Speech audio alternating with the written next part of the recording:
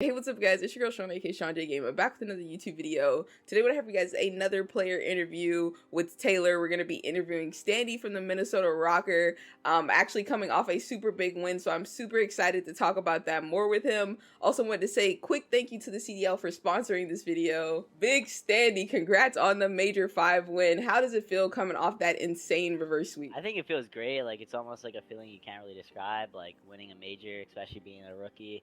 And in that insane fashion, like, that is, if not one of the greatest comebacks in Call of Duty history, if not the best. So, I mean, I'm really happy, and hey, I mean, I'm looking forward to Champs as well. I think that's what everybody is classifying it as. Yeah. There's nothing that compares to what you guys pulled off. I feel like everybody was kind of, I don't know, chalking it, you know, like, oh, geez, like, it's about to be, like, the quickest, like, best of 9 ever. But I do have to compliment you. It was an incredibly tippable performance out of yourself and the entire team, like, the entire major. People were, like, leaving when it was 0-4, like, it's about to be chalked, but I was like, yeah, I mean, the people that leave, we're going to make them pay. I kind of wanted to talk about how you were feeling mid-series when you were actually down 0-4. What do you feel like lit that fire for the team to help you guys mount that comeback? So, I think I'm just going to start straight out. I think the format isn't the best. Like, the way I'm going to describe it is that, so we started in winners, and going into that Sunday, we didn't have any teams to warm us up. So we were warming up by playing, like, the team plus our 2 coaches, like, 3v3 hard points, like, playing against each other, just shooting against each other. Like, we were, like, shooting straight, I guess, but not, like, shooting against, like, another team or, like, mentally, like, ready in game. So, like, going into that match, like, Toronto just came off a hot win. So I feel like they started off really strong. And, like, after every map, we were like, okay, first map lost. All right, now we're warmed up. And then the second map, we're like, oh, we lost. Now we're warmed up. And, like, third map, okay, now we're finally warmed up. Like, we're slowly, like, mounting, like, a little bit more every map, a little bit more effort, getting close. And I think, like, after going 0-4, we went to the bathroom, like, okay, like, just got to use some teamwork, slow it down, play our game, we'll be good. And then looking at the map set, like, 3 S&Ds, like, a hard point control, like, I feel like that was actually, like, we were, like, looking at it, like, we can actually do this. Like, 3 good S&D maps that we can win, like, or one of our solid, like, good hardpoint map, and one of our best controls. Like, we can definitely make this, but we just gotta take it map by map. So, I mean, I was feeling like, yo, we're down 0-4, we're getting smoked, but, like, I didn't really lose hope. Like, I still kind of had, like, some confidence in the team, and at the end of the day, whatever happens is gonna happen. So at no point you were like feeling down. You were just eyes on the prize whole time. Yeah. I mean, I was definitely like low-key, like the first map, 34 points on land. Like, yo, we just got smoked. but like up there, you're not trying to focus on that. Like, next map, like, move on. Yep. So like, you just don't want to think about it too much. So like, I was definitely like a little down after losing, but like, I still was just like, hey, if anyone can do it, like, it's definitely us, especially with how this weekend was going. So For sure. Like, I was gonna say, like, it takes, like, a lot of mental fortitude to be able to, like, rally your troops together after, you know, losing 4 in a row. So, like, I was super impressed. But, like, coming into this weekend, what was, like, the general feeling from you and the team? Like, were you guys confident that you would take over the tournament in the fashion that you did? that's a good question. So, before that tournament, when we were playing against Florida, we were 2-2 in stage 5, and we had to beat Florida to make winners in this major. And we came out and we 3-0 smoked Florida. I feel like that match, like, before that match, we had really good scrims, and then after that match, we had really, really good scrims going into, like, major 5. Like, we were going really hard, improving a lot. So, and we were beating, like, a lot of the top teams in scrims, playing them really, really close. So, like, going in that major, I was like, if there's any, like, we can really win this if we play how we do in practice, because we were actually playing, like, some of the best practice we ever had. So, like, going into that, like, I was really confident, to be honest, especially, like, in my own personal game, like the team's game, because we were frying, like, all around in all cylinders, and we had, like, some of the best practice we had all year. So I think that, like, obviously sometimes you're gonna lose in practice, but, like, if you win in practice, like, consistently, like, it's usually gonna turn out into the same, like, way in game when you're playing. So Right. Like, gotta get those reps Standy, in. what do you feel like is your biggest asset to the team, and what do you feel like you brought to the team that the team was missing? Because obviously you got on the team and things turned around for the better. So how are you feeling? Like, what do you feel like the team was missing that you brought? So if I had to I think that number one, I brought a lot of pace. I think I brought a lot more speed and aggression, and like a little bit more initiative on the map, just to kind of like do something, and like if no one's moving, like I'll just fly in there and like kind of make a play. And also, I think that when my comms are on point, like I'm really good at communicating. Like that's what usually people compliment me on, like my communication skills. At least majority of the time when I'm on point, I'm like focusing on the game. I have really good communication skills, and I think that like I open up the map a lot. Like I make a big play, or I communicate to my teammates what I'm doing. And I think when I'm on point, I make the game like a lot more like easier on the teammates that like behind me. And I think I open up the map a lot for my teammates. So I think it's just like a little bit of a spacing thing for my team, makes them a little bit more free, and also like pressure, because ROKKR was definitely a slower tier pace team before I joined. So I think I brought some pace, aggression, and I mean some good communication skills. And I also taught them some things like about like setups that I do with my amateur team, some like good spots, and they also taught me things as well, like fundamental stuff. So were they super open to obviously the knowledge you were bringing in? Like nobody pushed back at you, or it was just... Yeah, so when I first joined the team, like I was telling them some setups and stuff, and they're like watching my AM games, and they like really thought like I was really, really good. So when I came in, like the first set of scrims, like we did really, really good. Like literally like the first day, like I had like 1 day to scrim before we played optic, and that day of scrims, like we played pretty freaking solid. So I think that like since we did so good, like they're more open to hearing what I had to brought, especially since we were winning.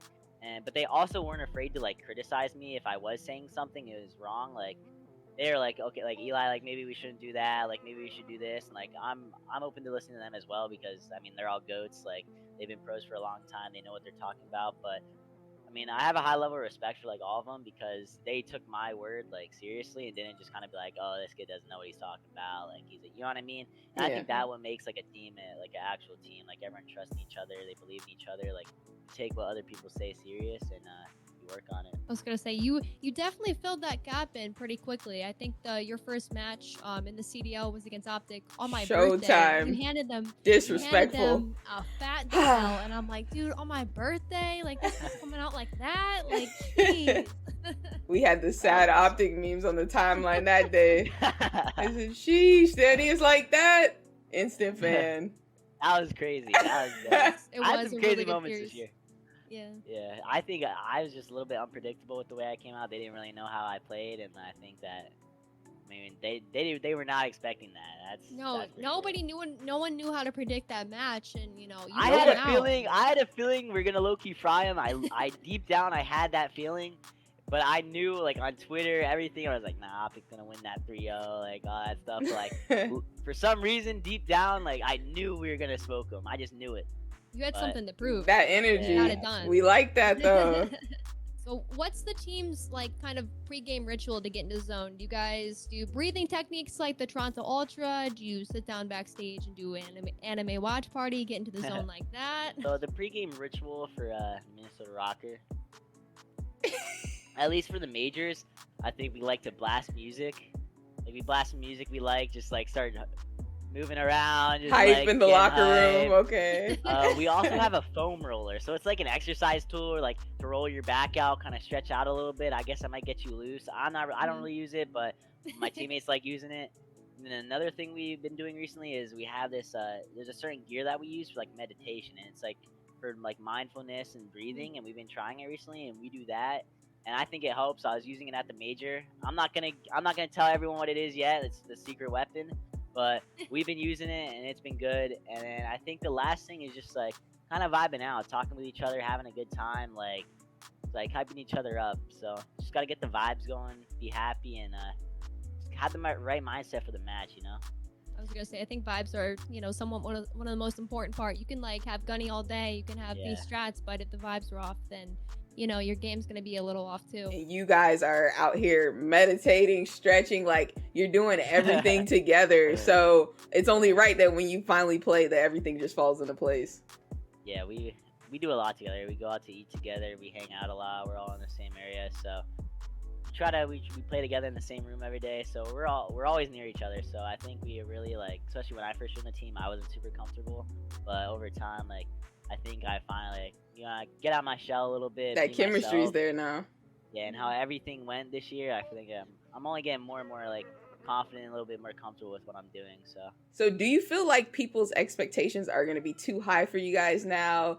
And how do you think the team will handle the new pressure going into champs? So to answer your first question, I think that teams are low-key still going to underestimate us. I feel like even though we won, I feel like teams are still going to be like, yo, first round Dallas versus ROKKR, Dallas. Or like, I feel like teams are still going to underestimate us a little bit. But at the same time, like, not as much as before. Yeah. But I think that since we won the last, like, teams are going to have our head is literally on like a pitchfork. Like, people, since we won the last major, people want to come out and like slam us, I feel like. So I think we just got to like focus on our own gameplay, and I think people are going to definitely rewatch what we do and like try to see if they can counter us. So I think it's all about the adjustments that we make. So I think there's still like not as much pressure, to be honest. Just like honestly, like just the way I actually feel about it, and I feel like my teammates feel, I feel like there's not like really a lot of pressure. I think as long as we just go in, play our game, make the adjustments we need to make, and truly play up to our potential, I feel like we all think we can win. So I think there's maybe a slight additive pressure that we did win like the last major. We don't want to come out here and get smoked, obviously, but yeah. I think that we're all confident and like believe in each other.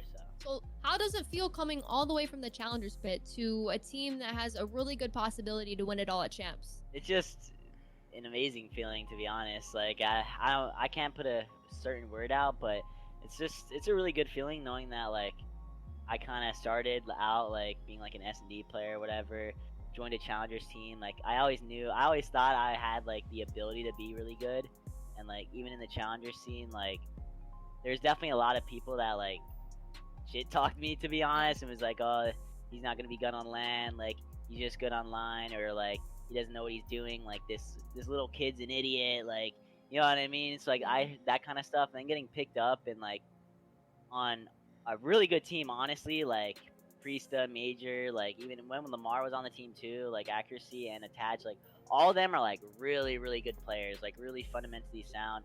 They won championships in the past, and like they weren't necessarily like good at the ranking in the beginning, but joining that team is just like, it's awesome because like I knew that like we could definitely make something happen, and like I feel like I was always good, but I've definitely like, it's a learning experience, and over time I've just been learning and getting better. But I mean, it's an awesome feeling, and like I'm so pumped for champs, to be honest, because like my first rookie year, like I won a major, like I can't believe I did, but like it shows like what I'm capable of and what the team's capable of. So, you know, say you are to win champs, what does that mean to you? What changes about what changes for Standy? You guys win champs. I mean, that would just be like an accomplishment, one of the best if that'd be the best accomplishment since winning the Major 5. And I mean, honestly, it would just mean so much to me, just because like all the time that I put in, and like the way this year has gone. I feel like for me, like kind of getting picked up randomly on the spot, like moving to Dallas from Pennsylvania, like in like 3 days. I was literally living in like a hotel for like 2 weeks, and I was literally playing pro matches in the hotel. Not in the hotel, but like I'd walk somewhere to play, and we'd play there. But I was like living in this hotel for like 2 weeks. But I think just for the whole year and like the team, like I think it'd mean a lot to me, and it just make me really happy, and just know that like this whole year, like it went towards something important, and like seeing the hard work pay off, and knowing that like not that it's going to waste, but it's going somewhere. And I mean, just winning, to be honest, it'd make my family proud, and make myself proud, and just show myself that like, hey, like I can really do this. So I feel like all the amateur players are, you know, they like look up to you in a way. Like you, and like Sim comes in his rookie year, wins champs, you know, you come in and like maybe do the same. I feel like that's an inspiration to a lot of people. What do you hope for your legacy to be in this league, and is there any players you look up to? My legacy, I think that as like everyone else, like I want to go down as like one of the best players ever, or like want to win a lot of events, like be one of the greats, and also have like a lot of people kind of like look up to me in a way, and just like have a story, and like tell people about my story, and also just like make a big impact on the Call of Duty scene, and kind of just like grow it out a little bit, maybe create some content in the future, or like stuff like that. So I just want to have a legacy where I think people think like I'm a great player. I won a lot. I want to be one of the best one day. Hopefully, like if I could, I want to go down as the best in the game, ideally. But you never know. And then some players that I looked up to would probably be like Scump, to be honest. I looked up to Scump a lot when I was younger. Like I looked up to Attach too, like Zuma, and like a newer young gun kind of player that I looked up to Envoy a lot too. Yeah, I liked how he played a lot. Like I looked up like before I was pro, like I would copy a lot from some of these players, like Simp, BZ, like a lot of the top players. Like they're my rivals now, but like they're still like they're beast of players. Like they're freaking gods, and like I'm a god too, but like they're hard kills. Like a lot of people you play against, there are some hard kills, and I just try to take like as much as I can from everyone that I see. So it's crazy kind of going like looking up to them and now like being their rivals, but like in a way like they might learn some stuff from me now, like For so sure. If the team wins champs, which I kind of hope you do a little bit, how do you guys plan on celebrating? I think if we win champs, I think we're planning on celebrating. We're gonna fly out to Minnesota. I think we're gonna have a little like party with like a lot of the Minnesota people, like the team, and like all the workers, have a little party thing there. And then maybe after that, that's when like we'll do like our personal, like individual, like go out to a beach or something. Like I think Dylan and like maybe his girlfriend or something, Preston and his girlfriend, blah blah. Like they might do some stuff like that. I'm not too sure what I'm gonna do exactly, but maybe visit my family, do some stuff like that. So I need to start planning a parade in Minnesota for you guys. Facts. that'd be awesome. You come home, get the little bus they tweeted out.